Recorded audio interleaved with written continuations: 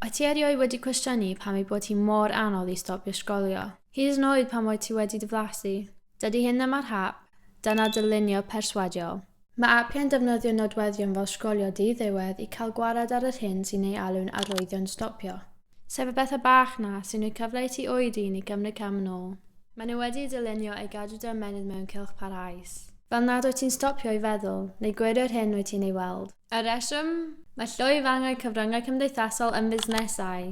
A'i nod ddim o reidrwydd yw dy gadw dim wybodus, ei nod yw dy gadw dy ddiddordeb di. Oherwydd rwy ti ar y platfform, o mwyaf arian maen nhw'n ei wneud. Mae algorithm yn tueddu I flaenoriaethu cynnwys emosiynol uchel.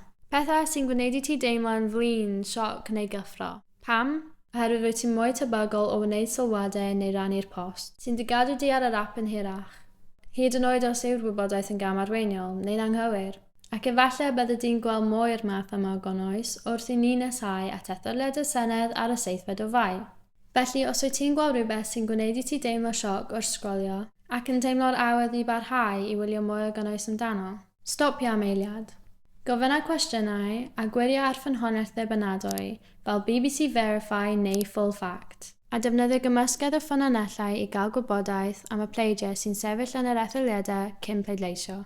Os wyt ti eisiau mwy o adnoddau I helpu gwahaniaethu rhwng beth sy'n wir a beth sy'n ffug, edrych ar ein gwefan thesprout.co.uk, mae'r ddolen yn bio.